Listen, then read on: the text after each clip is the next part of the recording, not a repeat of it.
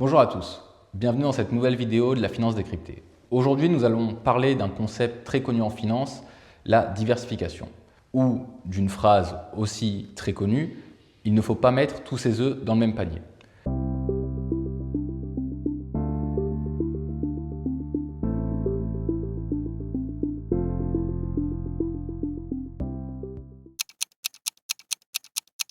La plupart des investisseurs non professionnels se trompent quant à la diversification, car l'un des réflexes est de multiplier le nombre de lignes à l'intérieur des portefeuilles. Cela donne une fausse impression de sécurité et une fausse impression de diversification.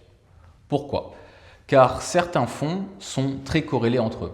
Si on prend l'exemple d'un ETF S&P 500 et d'un ETF MSCI World, certains investisseurs auront l'impression d'être fortement diversifiés en investissant sur ces deux ETF. Cependant, dans la réalité, on se rend compte que ces ETF sont corrélés et donc ne créent pas une réelle diversification à l'intérieur du portefeuille et cela peut même mener à un danger, le faux sentiment de sécurité. Je vous ai parlé de la corrélation. C'est un concept central dans le cadre de cette vidéo sur la diversification. Pourquoi? Car la corrélation mesure la manière dont un actif évolue par rapport à un autre actif. Elle se mesure entre 1 et moins 1, 1 étant une corrélation complète et donc exprimerait le fait que ces deux actifs soient des jumeaux statistiques, qu'ils évoluent exactement de la même manière. 0 voudrait dire que ce sont deux actifs qu'on appellerait décorrélés, donc qui créent de la diversification. C'est cette zone qu'on essaye de chercher lorsqu'on diversifie un portefeuille. Et une corrélation de moins 1 serait ce qu'on appelle un amortisseur. Ce serait un actif qui évolue à l'inverse de l'autre actif. Je suis certain que comme moi, vous adorez être invité au restaurant.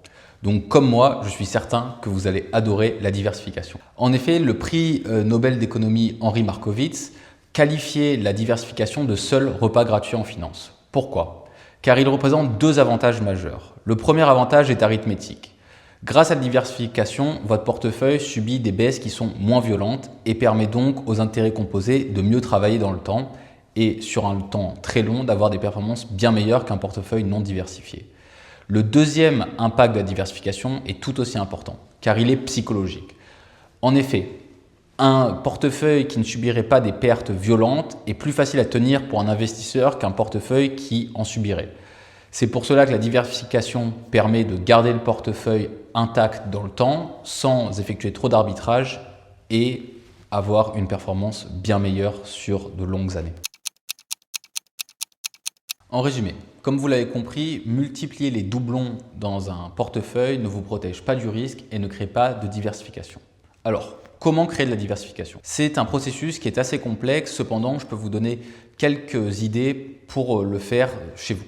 Premièrement, diversifier les classes d'actifs, c'est-à-dire investir sur des fonds actions, mais aussi des fonds obligataires, sûrement si vous en avez la possibilité du non-coté, des fonds de performance absolue. Vous pouvez aussi utiliser la géographie, investir dans les pays émergents en même temps que d'investir dans les économies plus développées. Cependant, cela ne suffit pas à créer une réelle diversification à l'intérieur de votre portefeuille. C'est pour cela que nous vous proposons un audit quantitatif afin de déceler les corrélations cachées et d'optimiser votre portefeuille sur le plan de la diversification.